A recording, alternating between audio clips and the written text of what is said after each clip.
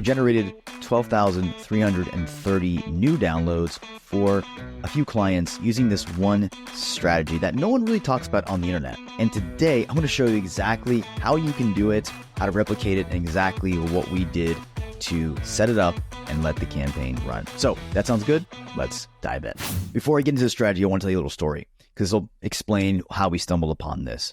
So if you don't know by now, there's a guy named Jordan Harbinger who is a really, really good marketer and also a really good podcaster. And a few years ago, he shared some details on how he grows his podcast, which is strictly through using this one strategy that I'm going to share with you today. It's not new, but it's tried and true. And it's something that a lot of people, again, don't talk about on the internet. I think a couple of reasons why is because it's not easy to set up. It's hard to track, especially if you don't have the right technology, which I'm going to show you the right technology to use in this video.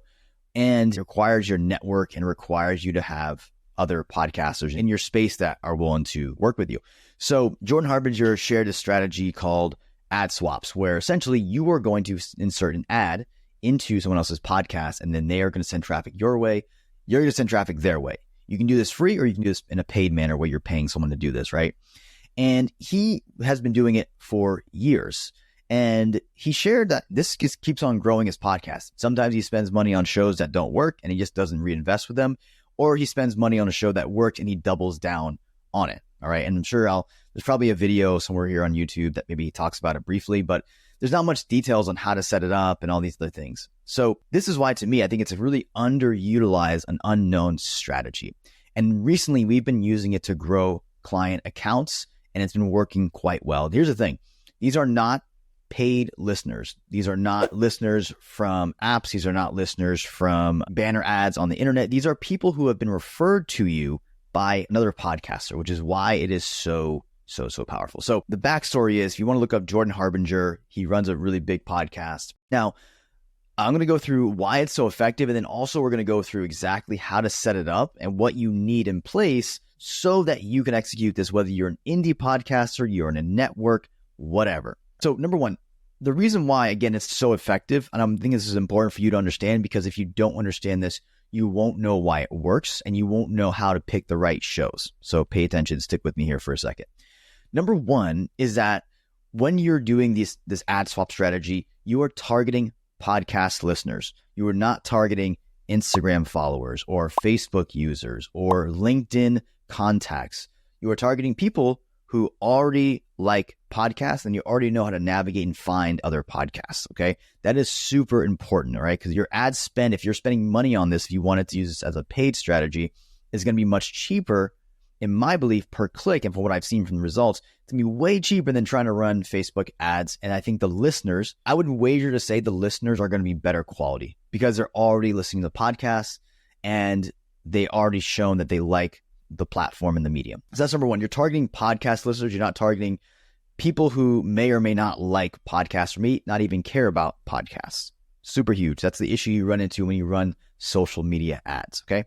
Number two is that you're getting a warm referral from another podcast host. So the way to do this is to get the host to record the ad for you, okay? So they're going to say, hey, you should go listen to Lewis's podcast if you want to learn how to grow your show and build a podcast that's going to drive clients your way, okay? That is a referral that I want. That is a warm lead. If you ever think about, if you sell services or coaching online, you've probably had this scenario where you've had a cold lead and then you've had a phone call with a warm lead who is a referral. Now you tell me which is easier to convert. It is way easier to convert that warm lead who has been referred to you by another person, okay? So this is the same thing. We're basically simulating this in the podcast space. We want to get a warm referral from another host that says, hey, go check out this show. Hey, you know what? Go and listen to this specific episode that I really like on that podcast, and I guarantee you'll like it. Okay. So this is the second reason why it works so well. Now, the third reason why this works really well is one of my favorite parts is the tracking. So now using the software I'm going to share with you, you can track this stuff pretty easily. Back in the day, this was very hard. It was kind of clunky. There wasn't really a good software out there to do it. And if you did have the software, it was kind of expensive and hard to set up because a lot of the hosting platforms hadn't caught up and weren't really optimized for this. Nowadays, it's much easier. It takes a few clicks and you're set up and ready to go. I'm going to walk you through how to do that in this video. All right. So the software is up to date. You can track it. If you were to run ads on, say, Facebook or Google, it's going to be harder to track, or Instagram, any of these places. It's going to be a little bit harder to track. Okay. So I think the tracking on this, if you set it up the way I'm going to show you, is going to be much easier. And I've just heard this complaints from a lot of podcasters where they're like, I got on this podcast and I think my show grew, or we sent this email and it looks like they did, looks like it drove some traffic. And the problem is with a lot of these other methods like email or getting on other podcasts is that you can't really see exactly how many downloads it drove. Maybe something else happened in the marketplace that affected those downloads. So with this strategy, you're going to be able to see down to the exact number of downloads you got from a specific campaign, heck, from a specific episode that they promoted you on, okay, which is really, really cool. So let's jump into exactly how to set this up. I'm going to walk you through the 4 steps we go through in setting up these campaigns. All right, so part number one is you have to find the right partners to do this with, okay? I'm going to give you 3 ways you can find these partners. Or way number 1 is to use your existing audience, your existing network. There's probably other podcasters that that could be similar, that have similar audiences that could be good swap partners, okay? The question is, and we'll explain this a little bit later, the question is, are they going to be bigger, and how do we organize this in terms of making it fair for them and you? Okay, we'll cover that in a second. But that's the first thing. Look at your existing network. What other podcasts would you be willing to swap with that have similar audiences? All right.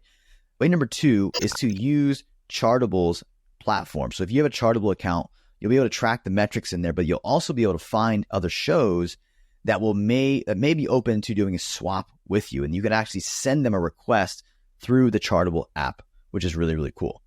All right. And then number 3 is a place called Tink Media. It's Tink Media. I'll link it below here. They have a database of other podcasts you can reach out to see if they're open to doing a swap. Now, for me, all of my swaps have come through my network, or we've actually set up a service where we can help our clients do swaps within our network, within our podcast ecosystem, right? So when clients come to work with us, they're able to get swaps for other shows if we have another show that's similar to them, or we'll help them do reach outs and find other partners, okay? So for us, it's been all internal networks or internal, my own connections and networks around the podcast space, which has been the most effective. And I'd say that's where you want to spend most of your time. But these other 2 options are also great for you as well if you don't have a massive network. All right. Step number 2 is to explain and get the terms on the table set up. So if you're going to do a swap with somebody, what you want to do is trade on a number of impressions. Okay. So the number of impressions could be 10,000. If you have a smaller show, it could be 50,000. What that means is basically you are going to run their ad until they get 50,000 impressions. And you can see in the Chartable dashboard that I'll show you, you can measure those impressions. So once you hit that number, you can then remove the ad, or you can stop putting the ad on future episodes. But let's just say you and I trade for 20,000 impressions. That means I'm going to keep my ad promoting your show in my podcast episodes until the number is past 20,000 or at 20,000. All right. You're going to do the same for me. Now, depending on the size of your show, let's just say you get 10,000 downloads per episode. On average, you may just need to run my ad twice in 2 episodes, right? That's it. And then you can just, at future episodes moving forward, you can just leave it out because you fulfilled the 20,000, benchmark. Now, for me, let's just say I have a smaller show. Let's say I get 5,000 downloads per episode. I'm going to need to run it in 4 episodes, most likely, to get that 20,000 impression mark. That's simply all that means, but you want to organize these terms in a fair way. You don't want to have to run someone's ad for like the entire year, because 2 things happen. Number 1, your people get annoyed. And number 2, they don't get results because they get ad fatigue, right? People are just not going to listen. They're going to hit skip as soon as they hear that it's that ad. So you're going to have to keep on changing the hooks and all that stuff. You don't want to do that. So my recommendation is to pick a number that you can hit within 1 to 2 months, or 4 to 8 episodes maximum. You don't really want to go over that. It's annoying for you. And then also the person is likely to get less results. Okay. So keep that in mind when you're doing these. Step number 2, clarify how many impressions you guys are going to trade on, and then make sure that's in writing somewhere. Step number 3 is writing your ad script. So you've got a partner now who's ready to do the ad swap with you. You've got it set up to where you're going to trade 10, 20, 30, 100,000 impressions. Now, we got to write a script. So what you want to do is you want to write a script for them, all right, that's going to promote your show. Maybe you recommend a specific episode that you know their audience would like. Maybe you have a hook that's very similar, very on brand for them. Think about creative ways that you can write this little hook. And keep in mind, for us, we're not running these ads inside of our video feeds. These are just going to the audio version of their podcast. So it's going to be audio only. They don't need to be on camera for this. So what you can do is I'll put an ad script sample that is below that you guys can check out. Just be a Google Doc, no opt-in or anything that you can just basically use. So check out that ad script. I'm not going to read it here or anything, but just click on the link below this video and you'll be able to see it. All right. This is the basic template that we use more or less for all of our clients. And then we can change up the hook. We'll change up the specific call to action, depending on the situation that we're optimizing for. So that's number 3. We need to write an ad script for that person to read next. Now, that's how I like to do it. Some people will have their own ad where they'll just give you an audio clip and say, hey, insert this into your feed. And it's basically them promoting their show. Both work. I've seen both work. We've used both. And honestly, they both work. However, it's just your preference. For me, I want to get the host's voice promoting my show because I feel like it gives me a warmer referral, right? It's not just me saying, hey, this is Lewis here. You don't know me, but go listen to my podcast. So that's number 3, write the script. Ideally, write it for them so that they can read it if they're cool with that. Okay, so as you can see on my screen, I'm in my Chartable account. Now, you're going to need a paid account for this. So what you're going to want to do first to set this up is that you have to make sure that you have the right integrations. So we're going to go over here to integrations. We're going to go to trackable. And we are going to make sure that we have the trackable stats. So if you're new to this, you'll look a little different. It's going to look a little different, but basically I have Captivate that I use for my hosting provider. So I'm going to click on Captivate and then it's going to take me to here, tell me the exact steps I need to do to insert this pixel. This is critical. If you don't have this, you cannot run the campaigns because you cannot track stuff.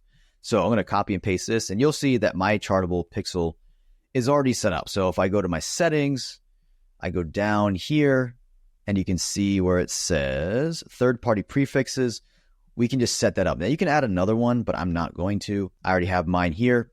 All you need to do is add the link right here and you're done. And then you're just going to hit update settings and you're good to go. All right. So that's it. So now you have to make sure that the other person has the same thing. All right. So they need a Chartable account as well, so that you can trade these stats. Now, again, for us, for our clients and team, this is all free because we have these accounts set up already. But if you're doing this, you may need to, if you don't have a Chartable account already, you may need to set one up. So it's going to be like $50 a month or something. So that's pretty much it. That's all you need on the tech side. Now, once that's set up, I can go back here. All right. And then all you need to do is make sure, like we said, that other person has it set up. Once that's set up, we're going to go over to Smart Promos. Okay. And then we are going to go to Create Promo. All right. We're going to say, what's the name of the show we're promoting? We're going to type in my show, how to get your first 100K downloads. Next one, is this going to be dynamically inserted or baked in? So basically this means if it's dynamically inserted, and this is typically what I found with like Megaphone. If you have a Megaphone account, you can do this. They can take your ad and they can dynamically insert it into all of their previous podcast episodes. So their entire back catalog, they can insert all that stuff in, or that one ad into all of them. And then they can just run the ads like so, or run the podcast like so, which is great. If you're like me, I don't have Megaphone. I use Captivate. I'm going to do baked in. So if you're using something else, you're probably going to want to do baked in. And baked in basically means, hey, on the next 5 or however many episodes, we're going to have an ad and it's going to promote this person. So we're going to pick baked in. And then it says, what is the show you're promoting this on? So I'm just going to type in my friend's show, see if it comes up. Hustle and Flow. There we go. Hustle and Flow charts. Let's just type in this one. Cool. It said they will need to install the trackable prefix. So if your person doesn't have the trackable prefix, then obviously they need to install it. I'm actually going to just type in, let's just type in a different show here for this, for example purposes. Refresh. Go back. Smart Promo. How to get It's going to be a baked in ad. We're going to type in We'll just do this as an example one, and then you're going to hit next. Okay. So now it says like, here's the podcast we're promoting. Here's the show we promoting it on in this example one. Now it says promo name. I like to do, like it's like person promoting. So we'll just say the person, when I say person promoting, I mean like, this is like where's the ad going to run? It's going to run on this example podcast promoting, which would be me promoting my show, which is abbreviated ACG 100K. All right. So it's like the podcast that the ad is going to run on promoting blank. So-and-so promoting Lewis. Is this running on an aired spot or an upcoming episode? If you're doing baked in ads, likely how we do it is they're going to come up on, they're running on, podcasts that are coming in the future, right? So we're going to say upcoming, and then we're going to select when it's coming out. So you need to know like when it's coming out. So for us, let's just say it's coming out on the Monday, hit save and create, and then we hit create promo. And that's pretty much it. Now, once that episode airs the day after, say the 28th so this is the 27th, so 28th, what's going to happen is you're going to need to just go in here and hit approve promo. They're going to need to hit approve promo, right? So on their side, instead of their dashboard, they just need to hit approve, and that's pretty much it. I will tell you right now, it is much easier to do dynamic from what I've seen with other people who have dynamic ad inserts. But this is the easiest way I've seen to do it if you have baked in. And it's very accurate, which is great. So it's a little bit of legwork on their end because they have to hit approve promo, but it's not very hard. What I've even done is just created 2 accounts for clients. So I have multiple people on different accounts, and then I just control that. So I'll set it all up for them so they don't have to do any work. And then I control, whether it's approved or denied, et cetera, et cetera. So it makes it a lot easier like that. All right. So you have your trackable pixel in there. You set up these promos, and then after the episode is aired, one day after, so it drops on the 27th, 28th, you go in, you hit approve, or they do, depending on who's controlling the account. Okay. So that's pretty much it. That's how you set these promos up. Again, this is going to allow you to track how many downloads come from that episode, how many new devices come from that episode, how many devices converted over, conversion rates, all of that stuff. I'll even show you an example of one. If we go back, we can see here, we can go to manage, we'll go to this show, and then we'll go to analytics. All right, and then we'll drop this window back. Let's drop this bad boy back to like 90 days. All right, cool. So we can see converted devices, we can see conversion rates, we can see new converted devices, and also the downloads that it came from them. And then we can also see new device retention or conversion rate, right? So how many new people came into our world, which is awesome. So that's it. That's how you set these up. If you like this kind of stuff and this nerdy podcast bro stuff, subscribe to this channel. Lots more stuff coming, and leave comments in the bottom or in the description channel if you have questions or want to reach out and chat. So thanks. I'll see you later.